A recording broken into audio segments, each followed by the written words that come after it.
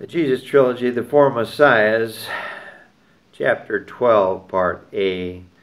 Dr. Luke, please hurry. Mary ran down the path to meet him. The sermon had gone fast. It was the 1st of August. Mary had helped Elizabeth and done some babysitting to make a little extra money. She had dodged a lot of questions. She still wasn't showing, so you couldn't notice. Everyone except Elizabeth and Zacharias, who hadn't yet recovered his voice, still didn't know about Mary.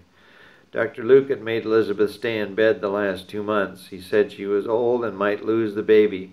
She had started spotting soon after Mary had come from Nazareth, but the spotting ended once the doctor put her to bed. However, she still was having a hard time. Her legs were swollen to twice their normal size. It was fortunate Mary had come when she did, otherwise old Zach would have starved.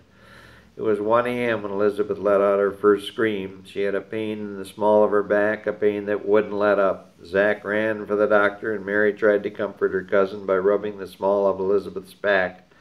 Elizabeth kept asking if it was labor. After all, she had never had any babies, but of course neither had Mary. Then there came another pain and another. This must be labor, everyone agreed. Mary put a cold cloth on Elizabeth's forehead. "Do I want this?" Mary thought to herself, not realizing she had no choice. "I came as soon as I could," the doctor said. Thank goodness. He was young, handsome, 6 feet, dark hair, and just out of school. Dr. Luke was almost as tall as Joseph. Joseph, how she missed him. Where is she? The screaming emanating from the bedroom answered the doctor's question. Zacharias ran in, puffing hard and out of breath, and collapsed in the chair. How is she? He wrote on his tablet, but by this time everyone else was in the bedroom and no one wanted him there. "Get out of here," Luke yelled. "No non-medical personnel in here." "But I need her," Elizabeth yelled. "Okay, my nurse isn't here yet. You can be my nurse for now." Shortly afterward, 2 nurses arrived and relieved the relieved Mary.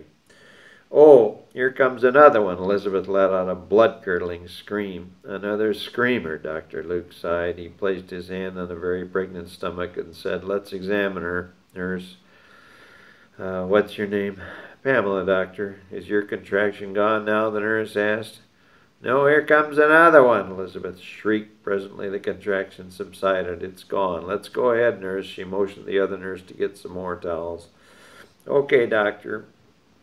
These days, Dr. Luke always had 2 nurses with him, at least since 2 months after his practice had begun, when a young mother-to-be had accused him of touching her inappropriately. He had 1 nurse along for that delivery who happened to be in the other room for a short time. Dr. Luke had done nothing improper, but now he always took 2 nurses to all deliveries.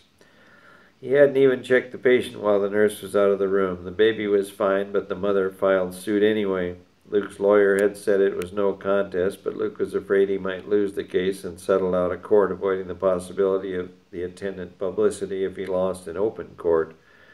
No criminal charges were filed, thank goodness. He was just a fledgling doctor then, and he didn't need all this. He even contemplated quitting, but old Doc Martin had come down around that time to give a lecture at JU, and Dr. Luke was so impressed with what he heard that he put aside his fear and continued to practice.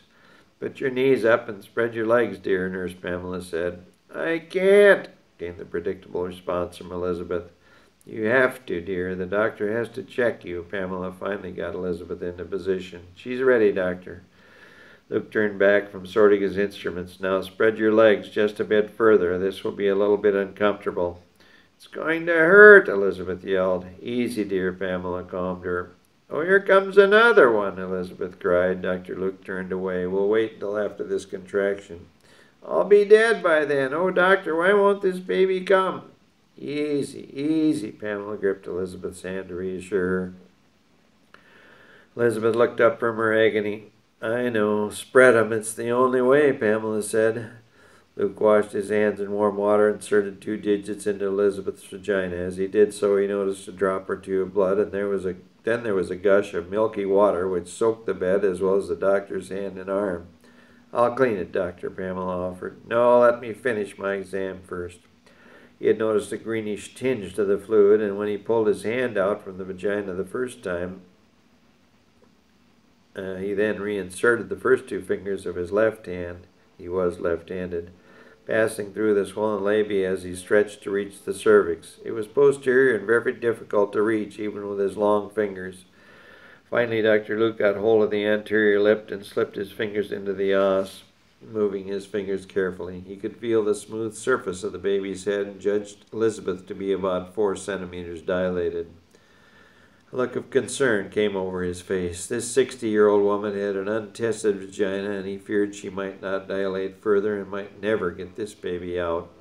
And even if she did, she most assuredly would tear, probably severely. He had thought to bring some clotting ointment. He probed a little further and felt the baby move, but he wondered about the greenish fluid. The nurse noticed the doctor's face turning a little pale. Beads of sweat were forming on his forehead. Oh, if he could just talk to old Doc Martin. Doc Martin would know what to do.